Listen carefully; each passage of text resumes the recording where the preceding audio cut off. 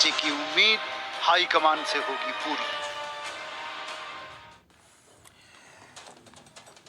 आप सभी चाहते थे कि इस विषय पर हम डिबेट दोबारा लेकर आए और हम दोबारा उस विषय पर डिबेट लेकर आए हैं, लेकिन कल से आज तक में स्थितियां काफी बदल गई हैं। एक तरफ प्रसादी लाल मीणा का बयान सामने आया है और दूसरी तरफ कोविड स्वास्थ्य सहायकों ने दिल्ली कूच का ऐलान कर दिया है। आप देख रहे हैं प्राइम डिबेट, आपके साथ मैं हूं स्वप्निल। कोविड स्वास्थ्य सहायकों का आंदोलन जारी है। अब वो दिल्ली जाकर कांग्रेस हाईकमान से गुहार लगाएंगे। सवाल उठता है कि आखिर ऐसी स्थिति क्यों बनी। कोविड काल में जान जोखिम में डालकर सेवा करने वाले सीएचए एक ही झटके में बेरोजगार हो गए। कभी वो कोरोना वॉरियर कहलाते थे, लेकिन अब वो बेरोजगार कहला रहे हैं क्योंकि चिकित्सा मंत्री ने कह दिया है कि कोविड खत्म तो नौकरी खत्म। आखिर इस समस्या का हल कैसे निकलेगा, आज जानने की कोशिश करेंगे। प्राइम डिबेट के जो प्राइम सवाल हैं उन्हें जान लीजिए कि सवाल तो सबसे पहला यही है, क्या कोविड खत्म हो गया है? हाल के दिनों में जिस तरह से देश में केसेस एक बार फिर कोविड के सामने आए हैं, एक दिन में 24 घंटे के भीतर अगर 65% का उसमें उछाल है, नया वेरिएंट मिल चुका है। लोग एक बार फिर सावधानी बरतने के लिए चेता रहे हैं। जो जानकार हैं, विशेषज्ञ हैं, वो कह रहे हैं कि कोविड की एक और लहर आ सकती है, चौथी लहर, पांचवी लहर कोई बड़ी बात नहीं है। ऐसे में सरकार ये कैसे मान सकती है कि कोविड खत्म हो गया? और दूसरा, अगर कोविड खत्म तो नौकरी खत्म, क्या ये गलत है? ये सवाल नंबर एक। सवाल नंबर दो, अब देखिए एक बार फिर मांग उठाने वाला एक धड़ा दिल्ली का कूच कर रहा है कांग्रेस हाईकमान से मिलने के लिए। तो क्या कांग्रेस हाईकमान से ही मुद्दा हल होगा? क्योंकि प्रदेश स्तर पर सुनवाई नहीं हो रही है, ऐसा महसूस कर रही है। और सवाल नंबर तीन, कि क्या कोई बीच का रास्ता है? एक बीच का रास्ता है जिसका ऐलान मुख्यमंत्री अशोक गहलोत ने बजट में किया था, लेकिन क्या वो सचमुच सॉल्यूशन वाला, समाधान वाला बीच का रास्ता है कोविड सहायकों के लिए? आज बात इसी पर करेंगे। और मेरे साथ जो गेस्ट पैनल जुड़ रहा है उससे आपको इंट्रोड्यूस करवा देता हूं। आर तिवारी जी कांग्रेस नेता है, मेरे साथ जुड़ रहे हैं। रामलाल शर्मा जी बीजेपी विधायक है, मेरे साथ जुड़ रहे हैं। एसपी मित्तल साहब वरिष्ठ पत्रकार हैं। और सौरभ गृहस्थी शहीद स्मारक से मेरे साथ जुड़ रहे हैं, जहां पर सीएचए लगातार अपना प्रदर्शन कर रहे हैं। आप सभी का स्वागत है न्यूज 18 राजस्थान पर। आर तिवारी जी, आपसे शुरुआत करना चाहता हूं। देखिए, बड़ी अजीब सी बात है कि अगर कोई धड़ा परेशान हो और सरकार की ओर से उसे सहानुभूति न महसूस हो, ये बहुत बुरी स्थिति होती है किसी भी सरकार के लिए। लेकिन मैं ये जानना चाहता हूं आर तिवारी जी कि आपको पता है कोविड स्वास्थ्य सहायकों की मांगे क्या क्या है? आप मुझे कैटेगोरिकली बता सकते हैं वो क्या मांग रहे हैं? देखो स्वप्निल, मैं फिर कह रहा हूं कि कोविड सहायकों का कहीं कोई पद था ही नहीं। ठीक है। इस देश में अचानक एक इमरजेंसी जैसी बीमारी आई। मानवता को बचाने के लिए कांग्रेस के अशोक गहलोत के मुख्यमंत्री वाली सरकार ने इंसान के जीवन को बचाने के लिए नर्सिंग ट्रेनिंग वाले बच्चों को हमने भर्ती किया। ठीक है। उनको हमने कोविड सहायक के रूप में भर्ती किया। और फिर कह रहा हूं, राजस्थान में सरकार ने अपने मद में से इनका वेतन भत्ता नहीं दिया। स्थानीय नगर पालिका हो, नगर निगम हो, नगर परिषद हो, पंचायत हो, यूआईटी हो, अचानक जब कोई इमरजेंसी जैसी स्थिति आती है, पैसे का इंतजाम था ही नहीं, दुनिया में पता ही नहीं था ऐसी भी इमरजेंसी जैसी बीमारी आ जाएगी कि हम इंसान को इंसान के माध्यम से बीमार कर देंगे। उस समय अचानक जब इमरजेंसी की जरूरत पड़ी, अत्यावश्यक सेवाओं के अंतर्गत राजस्थान के करोड़ों लोगों के जीवन को बचाने के लिए अशोक गहलोत की सरकार इनको जो कोविड सहायक का दर्जा जो आपने अभी कहा है ना, मैं उस पर कोरोना वॉरियर्स के नाम से कम पहले सवाल का जवाब दे दीजिए आर तिवारी जी। मैं इसको नहीं, देखिए ठीक है, आपने जो बोला मैंने इतनी देर तक सुना, उससे जुड़ा सवाल मैं आगे पूछूंगा। लेकिन पहला सवाल मेरा यह था कि क्या आपको इनकी मांगे पता है? क्या है इनकी मांग? ये चाहते हैं कि हमारे को नियमित किया जाए, और अगर नियमित नहीं कर सकती है सरकार तो हमको कुछ समय के लिए रख लिया जाए, हमको रख लिया जाए। सवाल है कि जब देश में ये कोविड की महामारी का संविदा कैडर कब परमानेंट नियुक्ति होती है? तो संविदा कैडर में भी पद के अगेंस्ट ही तो हम भर्ती करेंगे। संविदा कैडर में भी पद के अनुसार ही ठीक है। भर्ती किया जाता है, उसमें किसी को भी भर्ती नहीं कर ठीक सकते है। हैं ना अब जो आपने पहला तो हिस्सा कहा संविदा था, में हमने अगर इनका पद नाम दिया ही नहीं, नहीं, ठीक है, राजस्थान वो में तो आपने कोविड बहुत सहायक स्मार्ट का खेल कोई लिया, पद है चलिए ही वो नहीं। आपको बधाइयां उस बात के लिए। लेकिन अब मेरी बात सुनिए, अब मेरी बात सुनिएगा और ध्यान से सुनिएगा। जो आपने कहा है उसको सिलसिलेवार तरीके से मैं तर्कों से तोड़ूंगा, ठीक है। आपने कहा कि पैसों की भारी कमी थी। क्या उस समय आपने लोगों को छूट नहीं दी? क्या उस समय आपने कर्मचारियों के वेतन से एक हिस्सा अपने लिए नहीं लिया? क्या उस समय आपने लोगों को कुछ चीजों के लिए फ्री नहीं किया? उन लोगों के लिए किया ना, उसी पीरियड में किया था ना? किया ना, हाँ जीवन बचाने के लिए क्या ना स्वप्निल। हाँ, अच्छा। आम आदमी की जिंदगी को बचाने ठीक है। के लिए अशोक गहलोत जी ने तो कहा था आपने पूरा आम बजट आदमी की लगा जिंदगी दूंगा को स्वास्थ्य बचाया, विभाग पर, अपनी लेकिन साख एक बना आदमी ली, को भी हम पैसे और जिन की लोगों कमी के से दम पे मरने आपने नहीं अपनी देंगे, साख दवा के बनाई, अभाव में आज आपने मरने नहीं उनसे देंगे। रोटी का हक छीन लिया। अरे आप कमाल कर रहे हो सब। मैं कमाल कर रहा हूं। अगेंस्ट में रोज राजस्थान की सरकार देश में पहली सरकार है सब, हाँ। जिन्होंने कोविड महामारी के 2 दौर देखने के बावजूद 1 लाख मेरे नौजवान बेटे बेटियों को, बहन भाइयों को हमने हाँ। नौकरियां दी है। हाँ। 1 लाख लोगों को पाइपलाइन वाह। में है और अगले साल 1 लाख लोगों वाह। को देंगे।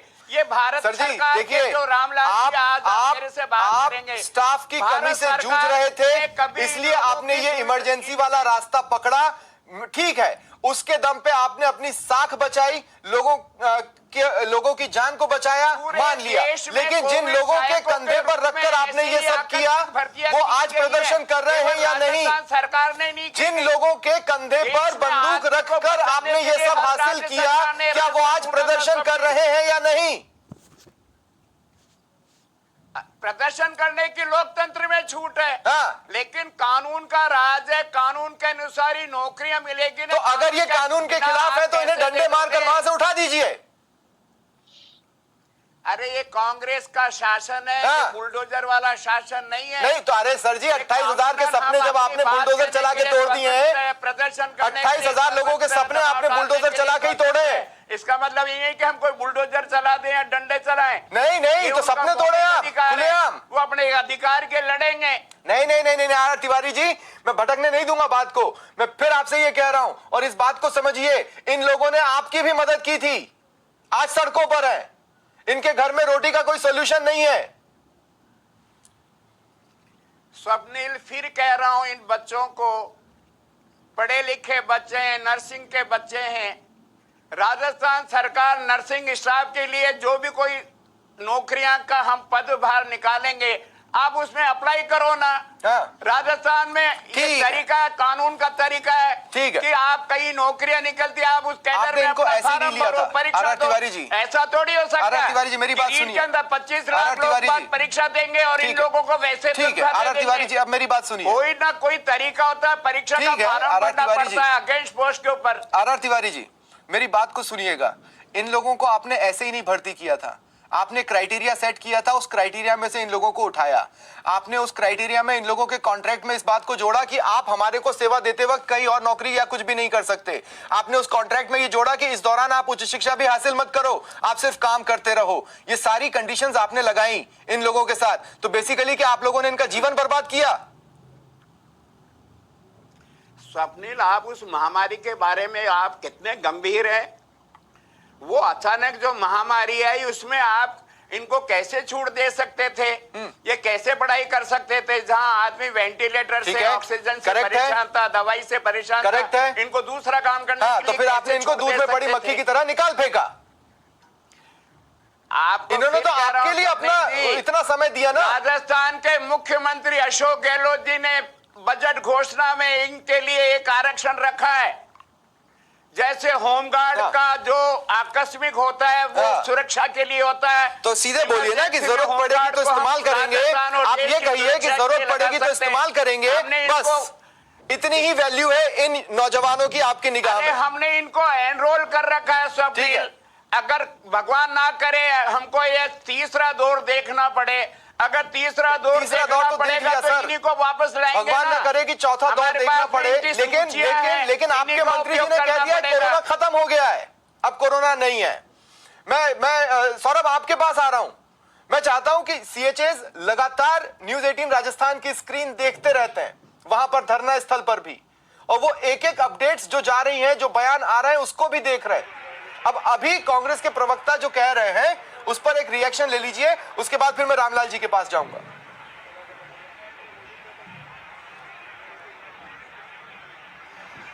जी बिल्कुल, देखिए मैं इनके जो नेता हैं उनसे बात करने की कोशिश करता हूं कि कांग्रेस के जो नेता ये कह रहे हैं कि इमरजेंसी में जब आप लोगों को इनरोल कर रखा है, इमरजेंसी में जरूरत पड़ेगी तो आपको फिर ले लेंगे। मैं अभी उनका बयान ही सुन रहा था। मैं नेताजी से एक बात कह देना चाहता हूँ। आपने एक बात बोली अभी भी, हमने प्रदेश की जनता की जान बचाने के लिए हमने ये कदम उठाया। आपको क्या अधिकार है भी आप किसी की जान बचाने के लिए किसी दूसरे की जान को खतरे में डालें? आपके पास क्या अधिकार है भी आपने लोगों की जान बचा ली कोरोना से? आपको क्या अधिकार है? आपने 28,000 परिवार को उजाड़ दिया। अगर इनमें से कोई भी एक भी साथी आर्थिक अभाव के अंदर, आपने हमें बोल रहे हो आपने हमें वेतन तक नहीं दिया, आपको शर्म आनी चाहिए। 6 महीने का वेतन, हमारा 4 महीने का वेतन अभी तक बकाया चल रहा है। आप यहाँ पे झूठ फैला रहे हो, आप धोखा कर रहे हो लोगों के साथ। अगर 28,000 में से किसी एक ने भी आत्महत्या कर ली, क्या कांग्रेस सरकार या आप उसकी जिम्मेवारी लेते हो? क्या आपको शर्म आनी चाहिए? ऐसी महामारी में काम करने के बाद आपने यहाँ पे सड़कों पे मरने के लिए छोड़ रखा है, 28,000 परिवारों को मरने के लिए छोड़ रखा है।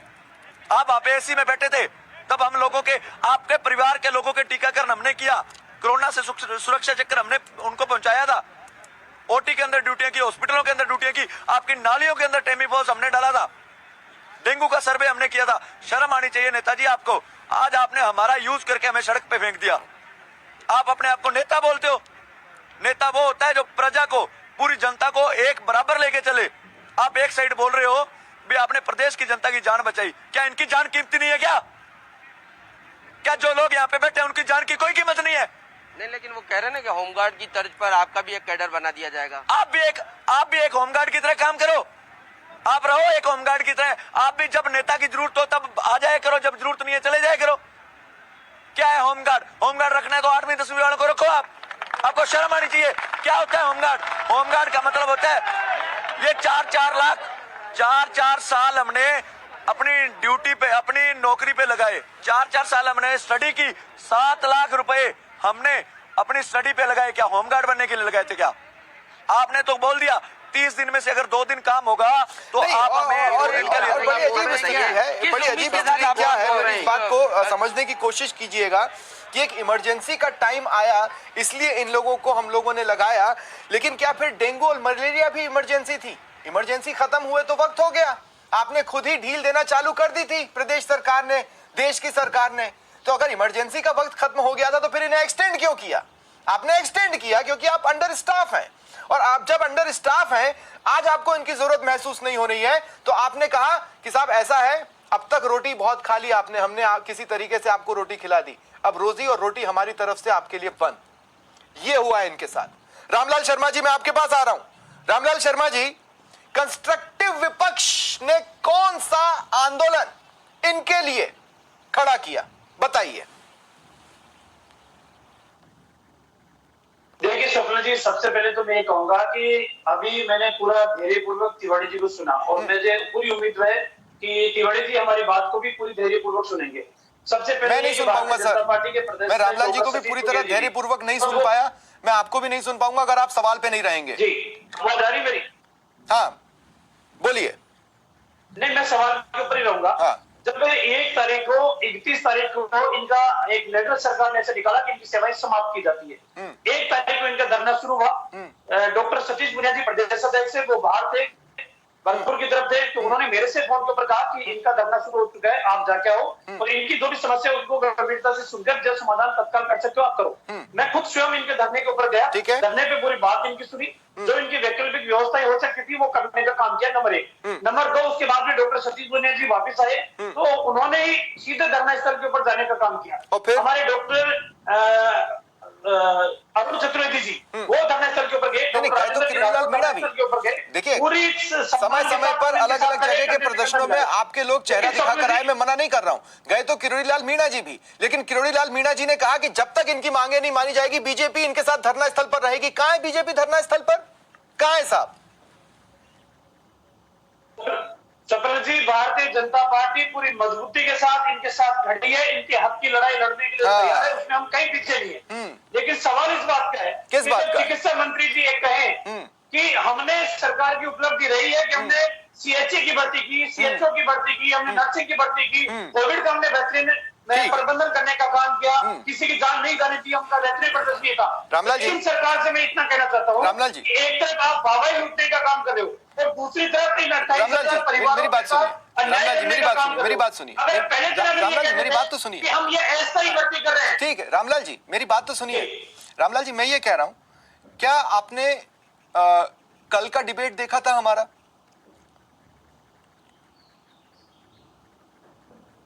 नहीं देखा सपना जी। नहीं देखा था ना रामलाल जी। कल जो बीजेपी के प्रवक्ता थे, उनको मैंने इस देश के ही एक अन्य राज्य में हुई घटना के बारे में बताया, और वो घटना मैं आपके साथ शेयर कर रहा हूं। ठीक है, ये रिपीटेशन है क्योंकि कुछ चीजों की सच्चाई सबके सामने बार बार आनी जरूरी है। उत्तराखंड में भी हेल्थ वर्कर्स रखे गए ऐसे ही, वो भी कार्य मुक्त हुए हैं 31 तारीख को, वो भी 1 तारीख से प्रदर्शन कर रहे हैं। वहां के भी स्वास्थ्य मंत्री उनसे नहीं मिल रहे हैं, और आप कह रहे हैं आप अलग हैं। अगर आप यहां इंसाफ की मांग कर रहे हैं तो कम से कम उत्तराखंड के हेल्थ वर्कर्स को इंसाफ देते थे सर, नहीं तो कहिए यहां सियासत कर रहा हूं। स्वप्न जी, चाहे राजस्थान हो, चाहे उत्तराखंड हो, चाहे अन्य प्रदेश हो, अगर किसी भी प्रदेश के अंदर किसी भी युवा के साथ अगर राजस्थान की सरकार ये कहती कि हम इनको 1 महीने के लिए ले रहे हैं, स्वप्न जी बहुत से विद्यार्थी ऐसे हैं, बहुत से आप अलग कैसे हुए रामलाल जी? मैं यही तो समझना चाह रहा हूं, आप अलग कैसे हुए? जो कांग्रेस ने यहां किया वो बीजेपी ने उत्तराखंड में किया, और आप कह रहे हैं हम अलग हैं। आप दोनों से गलती हुई है, स्वीकार कीजिए। स्वप्न जी, मैं ये कह रहा हूं कि बिल्कुल बिल्कुल अगर उत्तराखंड की सरकार ने अगर ऐसा किया है तो उनको अपने निर्णय को पुनरावृत्ति करनी चाहिए, उनको वापस बहाल करना चाहिए। तो वो उत्तराखंड में क्यों नहीं हुआ? देखिए, मैं इस सवाल को आपसे पूछूंगा, वो उत्तराखंड में क्यों नहीं हुआ? उससे पहले मेरे सिर्फ एक गेस्ट बज रहे, मैं तुरंत आप ही के पास आऊंगा। रामलाल जी, आपका सिग्नल थोड़ा सा फ्रीज हुआ है, मेरे सहयोगी आपके सिग्नल को दोबारा जोड़ेंगे, और मैं आपको तुरंत आपसे दोबारा इसी बात पर कंटिन्यू करूंगा कि जो चीज यहां होनी चाहिए वो उत्तराखंड में हो नहीं रही है, और आप कह रहे हैं कि हमारी लाइन बड़ी है, हम बेहतर है। कैसे, वो मैं आपसे पूछूंगा। लेकिन उससे पहले एसपी मित्तल साहब, ये उसी तरह की बात है कि हमें आपकी जरूरत थी तो हमने आपको ले लिया, आज आपकी जरूरत नहीं है, ओके टाटा बाय बाय, हमें कोई मतलब नहीं, निकलो यहां से। स्वप्निल, मैं सबसे पहले आज जो है वो न्यूज 18 को इस बात की बधाई देना चाहता हूं कि सवेरे से ही मैंने देखा कि ये जो कोविड सहायक 28,000 जो है, इनकी मांग को लगातार आप उठाए जा रहे हैं। मैंने सवेरे भी देखा, जो हमारे संवाददाता अभी जुड़े हुए हैं सौरभ गृहस्थी, मैंने देखा कि आज दिन के अंदर उन्होंने एक बहुत अच्छा काम किया जिसके माध्यम से सरकार तक ये आवाज पहुंची। कल हरीश चौधरी साहब इनके धरने पे गए थे। हरीश चौधरी साहब हम सब जानते हैं कि बहुत शक्तिशाली क्या नाम से राजस्थान में कांग्रेस के नेता है, पहले के मंत्री रह चुके हैं, मौजूदा समय में पंजाब के क्या नाम से प्रभारी भी है। वो गए थे, उन्होंने इस बात का आश्वासन दिया था, लेकिन वो जो आश्वासन था, मुझे लगता है कि वो आश्वासन उनका धरा रह गया। और आज न्यूज 18 ने जो सबसे बढ़िया काम ये किया कि जब सौरभ अवस्थी आपके वहां धरना स्थल पे मौजूद थे तो लाइन पर लिया गया हरीश चौधरी साहब को, जो हरीश चौधरी कल ये कह के आए थे कि मैं इनके साथ हूं और मैं चाहता हूं कि क्या नाम से इनकी बहाली हो। लेकिन आज उन्होंने ये जिस तरीके से अपनी बात को कहा कि मैं सरकार का अंग नहीं हूं, इसमें 3 डिपार्टमेंट मिले हुए हैं, मैं अकेला कुछ नहीं कर सकता हूं, उसके बाद में मैंने ये देखा कि जो धरना स्थल पे था वो आक्रोश हुआ। खासतौर से जो महिला वहां पे जो बैठी हुई है उनमें भी जबरदस्त नाराजगी देखी गई, और उसी वक्त ये घोषणा की गई कि हम अब दिल्ली कूच करेंगे। मेरा सारे प्रकरण में स्वप्निल ये कहना है कि जब आप एक और ये आश्वासन दे रहे हैं कि हम आपको पुनः बहाल कर देंगे, मुख्यमंत्री ने भी कहा, जो मंत्री है राजेंद्र जाटव साहब उन्होंने भी कहा, और मैं आपको बताना चाहता हूं कि राजस्थान के 100 से ज्यादा विधायकों ने इनके समर्थन में पत्र लिखे हैं। ये सब कार्रवाई, या तो आप इनको पहले दिन से मना करते हैं कि हम आपको नहीं रखेंगे, आप पिछले 21 दिन से इनको आश्वासन दे रहे हैं, 21 दिन से इनको ये उम्मीद लगाए बैठे हैं कि सरकार हमारी सुन लेगी, इसी उम्मीद में तो ये आज 21 दिन से वहां बैठे हैं। उनकी सैलरी पूरी नहीं दी गई अब तक, समझ से परे। क्या स्वप्निल? मैंने कहा अरे भाई, इनकी सैलरी ही नहीं दी गई अब तक, ये तो समझते ही परे है। हाँ स्वप्निल, इनका जो मानदेय है वो कितना है? कुल मिला के 7,900 रुपया इनका बेचारों का मानदेय है। ये बिल्कुल सही कह रहे हैं कि 7,900 रुपए मासिक मानदेय में इन्होंने अपनी पढ़ाई को छोड़ा और 24 घंटे में उस वक्त काम किया जब अस्पतालों के अंदर परिजनों, जो मरीज जो भर्ती थे, उनके परिजन क्या नाम से हाथ लगाने को तैयार नहीं थे, तब इन बच्चों ने वहां जाके काम किया। नहीं, सही बात है। मैं अपनी टीम से पूछ रहा हूं, क्या रामलाल जी मेरे साथ जुड़ चुके हैं? रामलाल जी,